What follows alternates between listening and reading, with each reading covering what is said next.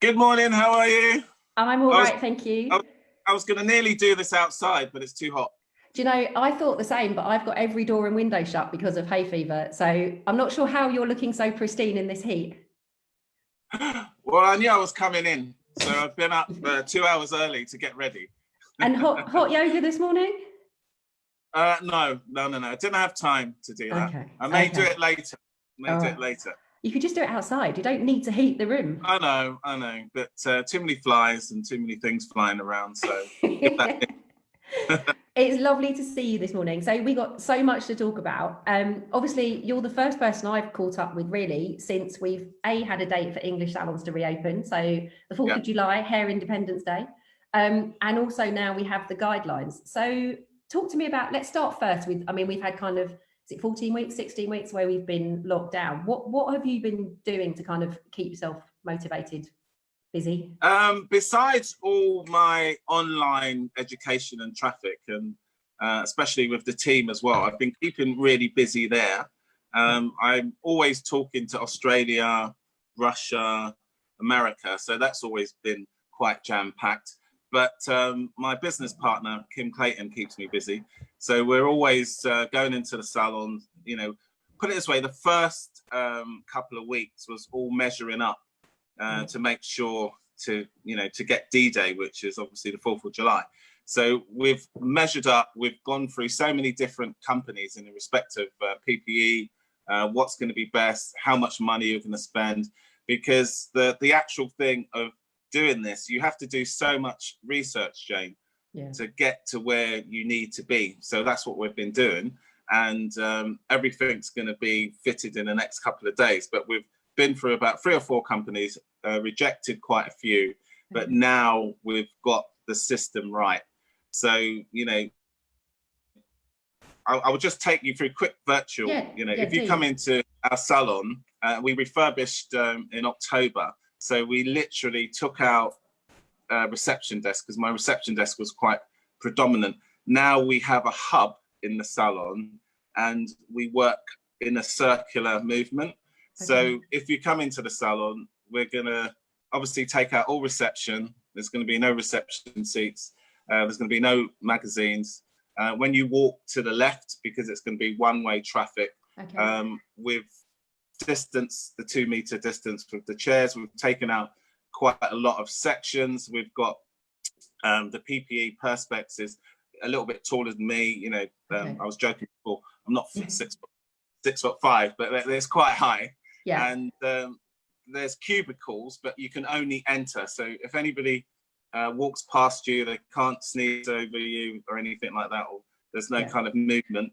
All clients have to come in with a mask. We're not selling masks, but we obviously saying to clients, because we're going to have virtual meetings with them, especially to do with hair color, because we won't be able to see their faces, and obviously it can be covered with masks. So we're going to do a lot of virtual consultations.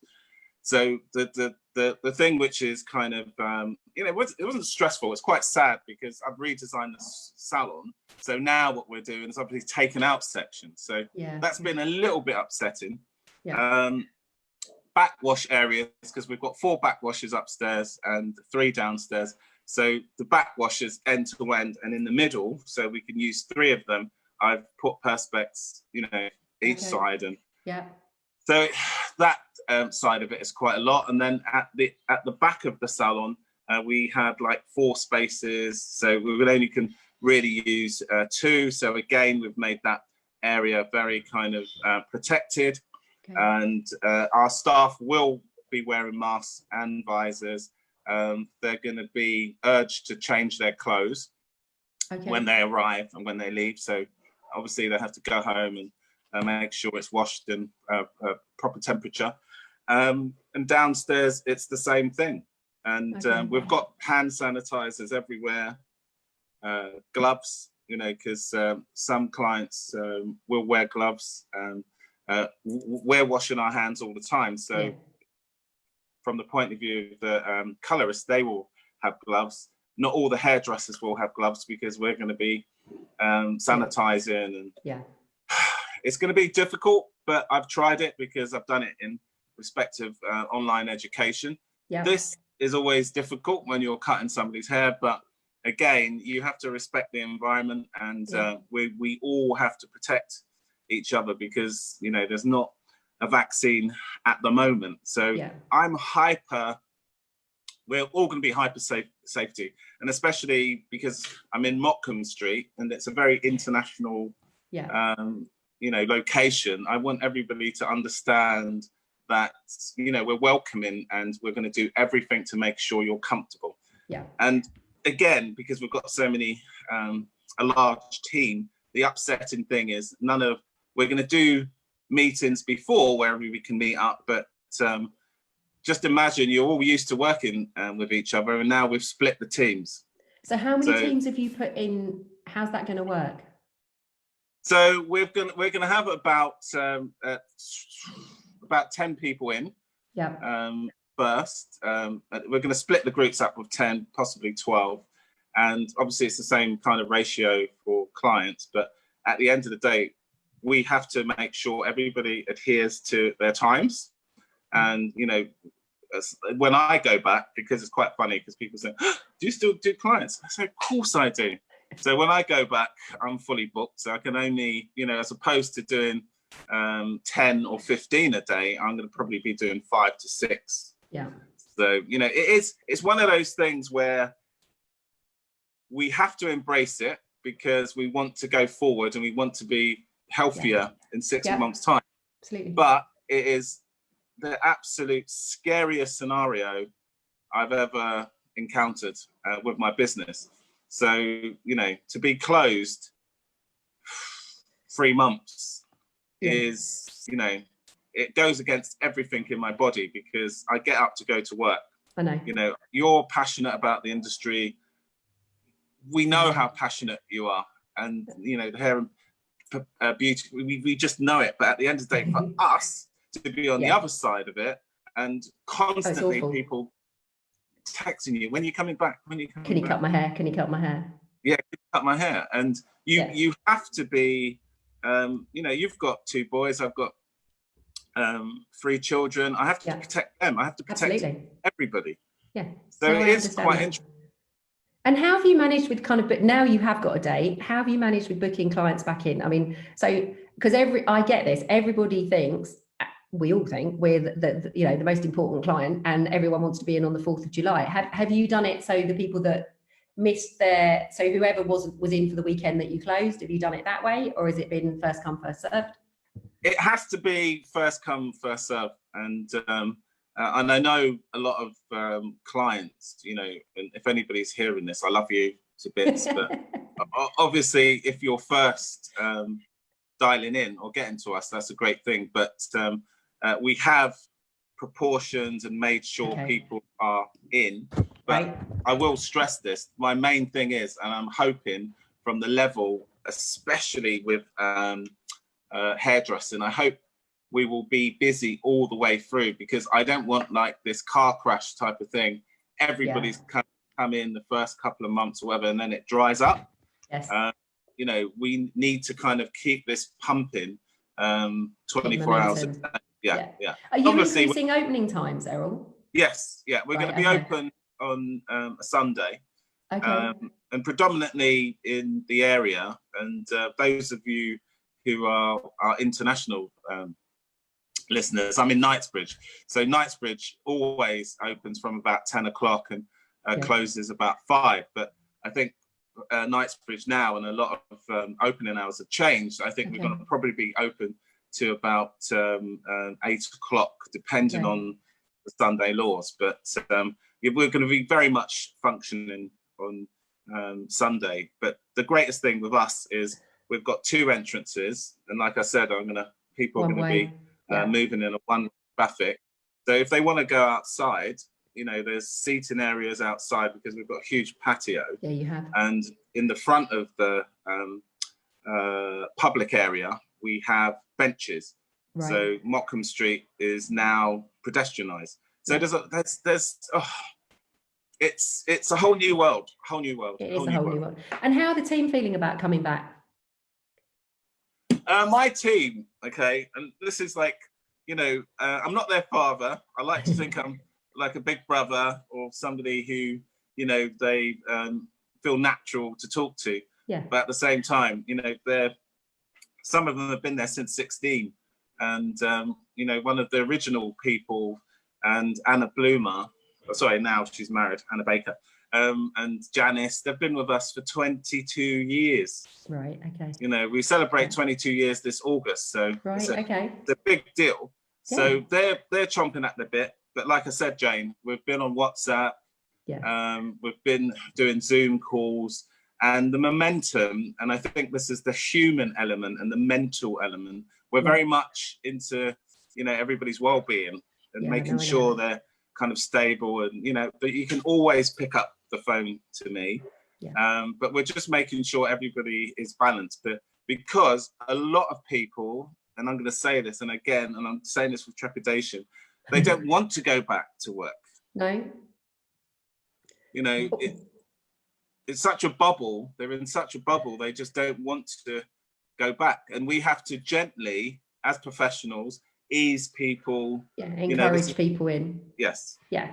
And I think what's right for some isn't right for everybody, because I think you are going to have people who are, desperate to get back to normal and go back to the salon or go back to whatever their life was before. But there are people, you're right, who are actually really quite nervous now. And I do think the more people start going out, hopefully, and doing the normal things again, the more they'll get used to it. It's kind of, it becomes a habit again, doesn't it? It's because we've all been at home for so long. Yeah, absolutely. And one of the things, and I'm saying this because, again, this is for people who, you get used to being in your car, doing this, that, and the other. I would love to cycle to work, and this is the absolute truth. I would absolutely love to walk to work, and I can understand apprehension and, the fear factor, because there's a lot of anxiety of going everywhere. But literally, I've been on the tube once. There's nobody around. No, I've heard that. It's literally empty, isn't it? Yeah, you don't see anybody. Everybody's wearing masks. I've been wearing masks literally from day one. Right. I don't go out walking with them or running. No. Okay. Any shop I go into, Jane, I've got my mask on. And it's annoying. Yeah, no, to be fair, I have as well. Yeah, I think you just have to. I think, again, as hairdressers and people moving forward, we have to understand, and this is where you have to have a rehearsal with a mask. Yeah. You're going to have it on for like 5 or 6 hours. Yeah, so, long time. Yeah, it is. And, people get stifled and, they get muffled. And, it's different, isn't it? It's different. Yeah. So Amy Roman's saying, brilliant to hear you talking about this. And Charmaine Buckley, thanks for the info. It's an interesting question here, and I think I know the answer, but Angie Bamber, are you planning to go in before the 4th for staff to get their hair done? We need to look the part. Yes, definitely. Are we allowed to do that? Again, if I keep all the shades down and all the shutters. Errol. See, God, don't get me in trouble. Am I getting myself in trouble? It's all to do with just making sure operationally we are presentable. Yes. Yeah. And majority of the team, Jane, haven't seen the new dynamics of the salon. So they need to see that. So they need to see that. Yeah, so, no, I understand that. We've got a meeting with our assistants on the Monday, and then a couple of days after we've got the seniors. But you just have to, So God, this is breaking the rules. It's difficult, isn't it? But they've said the 4th to open. They haven't said we can open earlier to do team members. I don't know. That's a question we need to ask, I suppose. Interesting question because I want to talk. No, you're not doing hair. Yeah. No, you're not doing hair. You're just going to let the team see the salon and work through what it's going to be like. No, fair enough. I'm going to do one question on this because I want to talk about you. So Julie Medlin, how would you manage a client that could turn up late, as this would have a knock-on effect? Because obviously you're limited. You can't keep people waiting. Yeah, we'll put it this way. And again, I'm saying this in, the nicest possible way. We have clients who are always late. So we try to book them later. Yeah. And because this is so important and we're stressing this over our reception team, you have to say to people, you really have to be on time or you're going to miss your slot. Yeah, fair enough. And your time is just as precious as theirs. Absolutely. So, you know, and you've got a lot of people, every salon is going to have a lot of people desperate to get in for that haircut. It's not fair on everybody else. No. Claire Salford, you're right. Governments say visors mandatory, but not face masks. That is the case, isn't it? I mean, I did read the 42-page document yesterday. It is visors that are mandatory, but I think a number of people I've spoken to, and I know you're one of them, has said that you're going to ask clients to come in with a face mask, and the team can wear them if they choose to wear them under the visor. Yeah. Okay. But the hardest thing, sorry, before we move on, and you've seen this in gatherings and this natural way, and that's why it's quite good to keep people sparse. But you know, the public, they just don't listen. No. Well, people listen to what they want to hear. I think that's the thing, and interpret it how they want to interpret it. But I mean, it's about people using common sense and being sensible. So I'm saying this to the hairdressers, because I won't do this to you, Jane. So no arm bumping, nothing. You cannot just keep your exactly. Just keep your distance. But that isn't normal behaviour for hairdressers. Hairdressers are very tactile, affectionate, and that's one of the things you love about the industry. That everybody's great mates, everybody gives each other a hug, and that's going to be hard. That will be difficult at first. I mean, there's no doubt it will be difficult. But I kind of think, you know, whilst we're not allowed to hug our family, then we need to just kind of wait and see how it goes. But I want to talk about you, because otherwise we're going to run out of time. So we are. You work, or I mean, you are one of the busiest hairdressers I know and also one of the greatest ambassadors for hairdressing ever. Oh, thank you. You live, eat, sleep, breathe hairdressing, and that is why you are so globally loved. And no, it's true. It's absolutely true. You've got a salon. I mean, I think people are surprised. You absolutely do still work in the salon and do clients, but you also travel the world a lot of the time, mentoring teams, young hairdressers, bringing through new talent. You're also now ambassador. So this was a new thing that happened just as you went into lockdown. Brand ambassador for Dyson Hair for the trade. So what does that mean, Errol? And how do people who want these brand ambassadorial roles go about it? Well, it's a complete honour for me to get it, because I've been working with Dyson now for over 4 years. Right. Okay. So, you know, behind the scenes. So to have this role, you know, because it's all to do with my role as an ambassador. It's networking to professionals, and I'm supporting trade education as well, and to their stylists. So it's a great role. But from my point of view, because it's such an innovative company, and you know what it's like.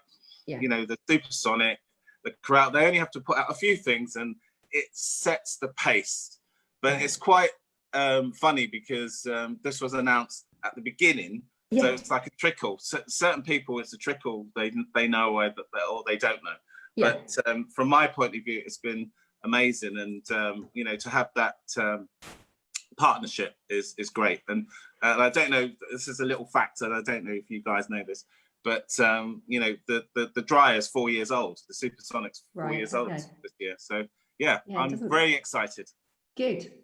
But I mean, part of what you do and what everybody respects you so much for is the whole bringing through new talent. So, you know, Jamie Stevens came from your stable, but actually all the things, like you were fame team manager for the fellowship before you became president of the fellowship, and your mantra has always been about investing and encouraging new talent.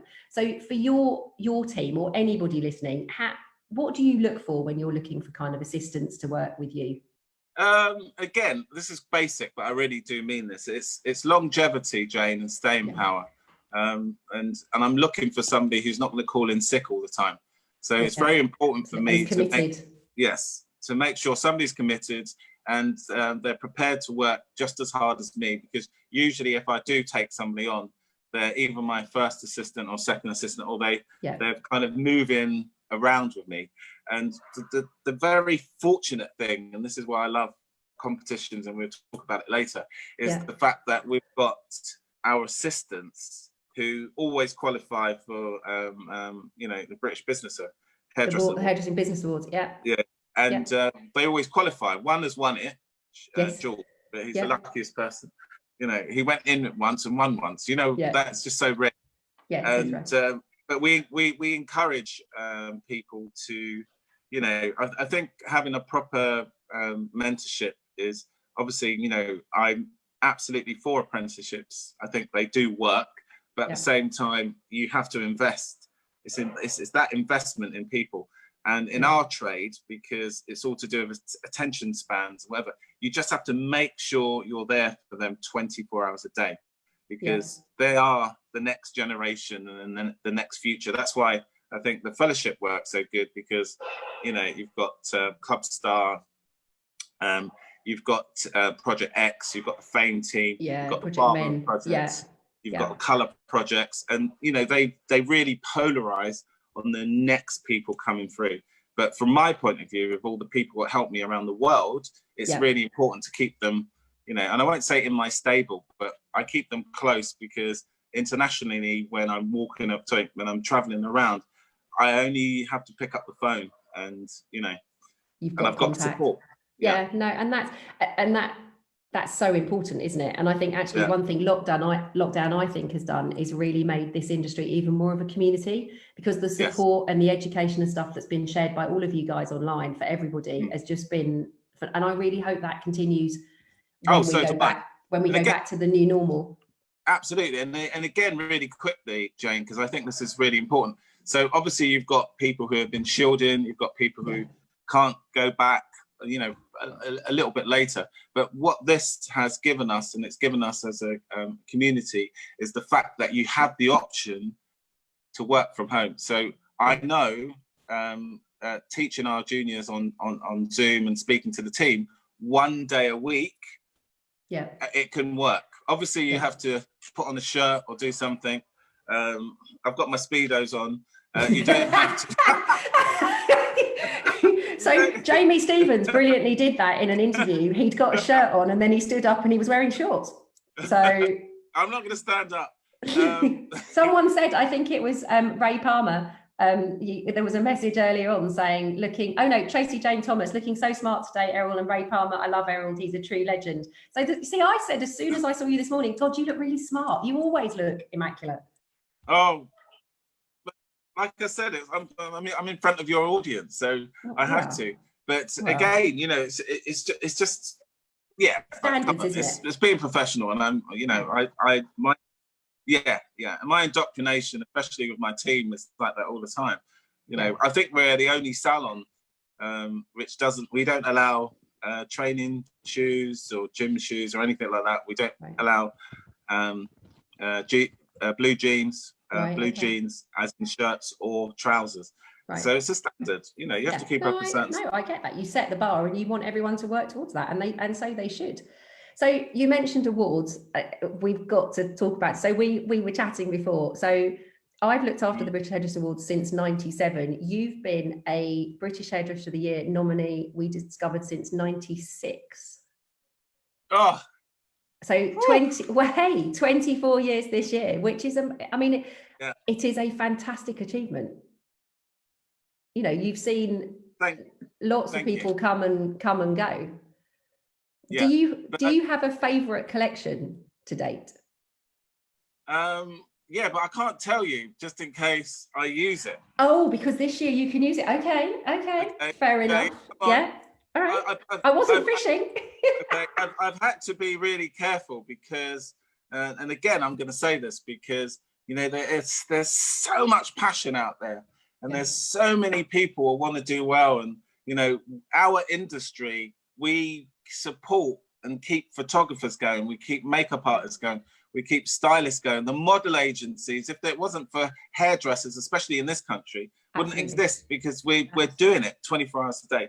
So from my point of view, because I've spent enough money this year anyway, I will be delving into my archives. Repertoire. Brilliant. Yes. But I'm really excited to see what people do with that, because there is so much beautiful work. To see some of that again and re-engineered with other images, I think will be spectacular. Yeah, it will be. But from my point of view, again, and the company's point of view, you know, we've spent hundreds of thousands of pounds in getting the brand right, because the brand stands for quality, and one of our strap lines is technical excellence, because we do Afro hair and European hair. But the main thing is, it's just making sure it's a huge investment. So my brand, hopefully we can be anywhere, Dubai, Australia, if somebody's coming to this country, because we have a lot of international people who work for us. We speak 9 languages in the salon, so wow. it's really important. But the awards, because I like a competition. Yeah. You would never know.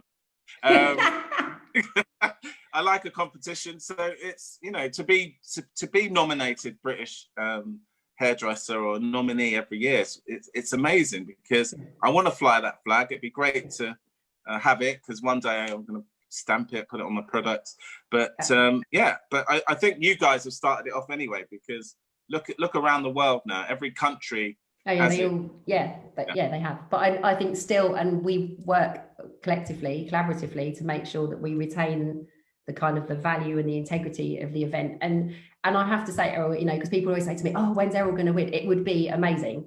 But you are also the most gentlemanly about when you don't win. And actually, I think that's true testament to somebody, because you know, the people that win and are fantastic about it, but actually it's the people that don't win that are fantastic about it, for me, that show real strength of personality.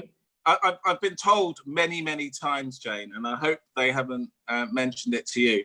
My hotel, as in, you know, can I mention it, Grosvenor, always come to my room and say, turn the music down, get these people out of here. No, they do tell me. I know where you're staying, don't forget, because I have the rooming list.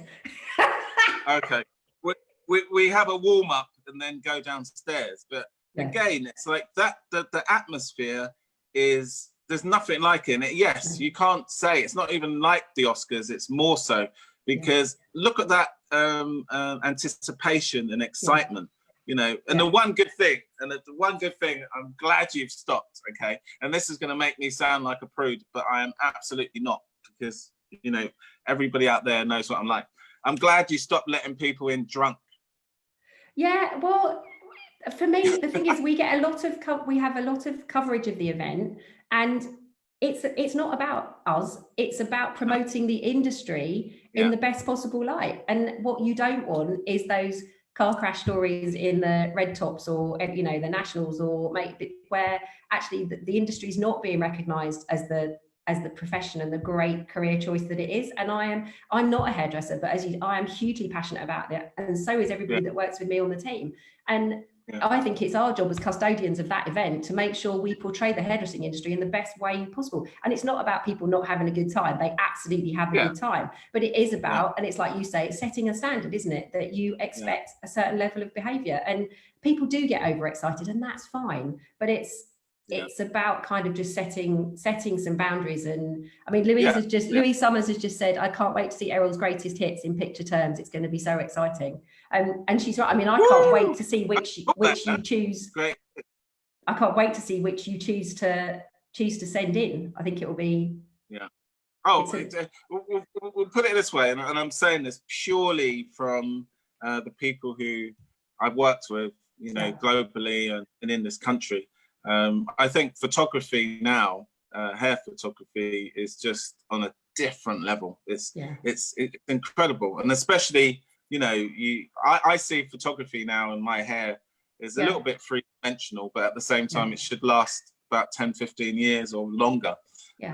You know, you don't want to be looking at dated collections, so it is important for me as a brand to make sure it runs through. Yeah, and I think if you look at the collections, I mean, you take I mean, Umberto was a dear friend of yours and mine. His collection that won, that will be 20 plus years ago now, still stands the test of time today, doesn't it?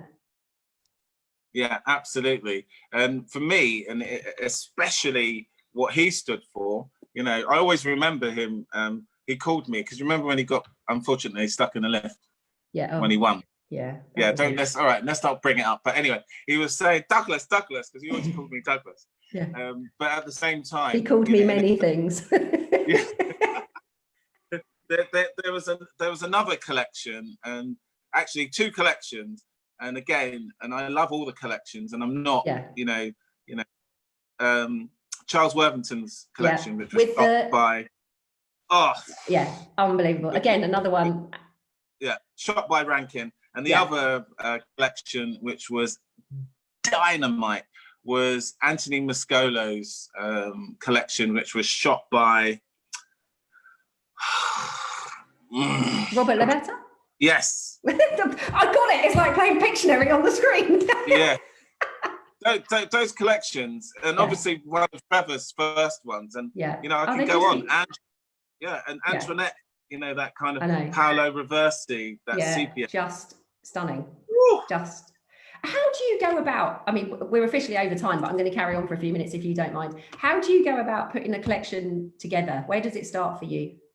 It starts for me literally from the time I don't win. No, anyway, it literally starts from the time when I've got these ideas flowing, and obviously I'm researching, and you know, what I try to do is go for spring, summer, autumn, winter. I'm looking for, because our collection, the shop in 2019 to hit now, 2020. So I'm looking for the new, inspiring, but also what I'm looking for, because people do it all the time, and I say this really quickly, you have to take in consideration the shooting out, shooting in, making sure it's a hair picture, not a fashion picture.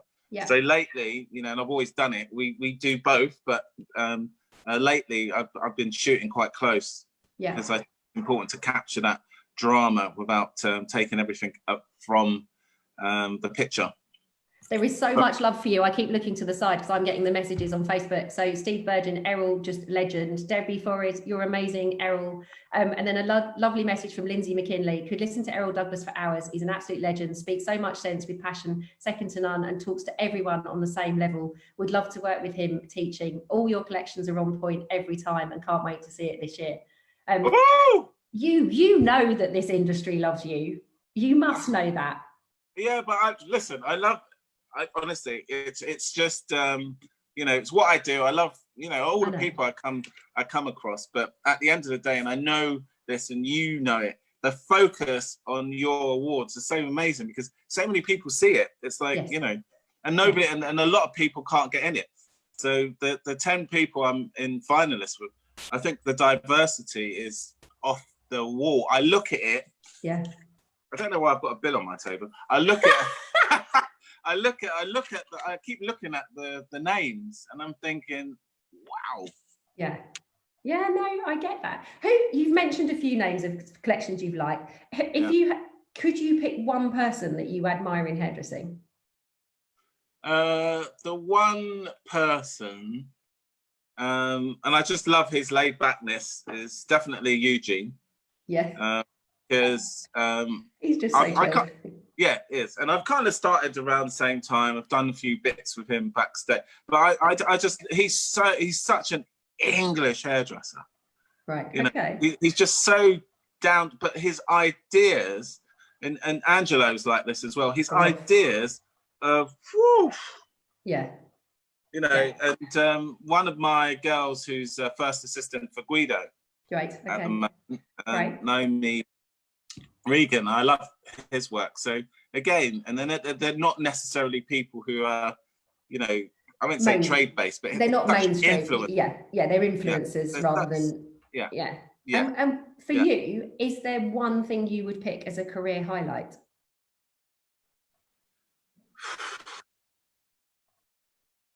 I've got two. Okay, go for it. When I first won Afro. Not the Hall of Fame, because that took years. First one in the category. It was the most electric thing ever. Right. And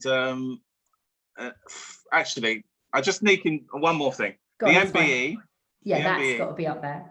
And opening my first salon in Knightsbridge in '98, because it was opened against all the odds. Right. You know, leases were really high. You had these stupid key money. Most of the places in that area at the time, Jane, you had to put down nearly 80 grand, 100,000 to get in the door. Yeah, of course. So, you know, Grosvenor Estates, great landlords, you know, Westminster, you know, we're lucky. But and now this is 22 years on.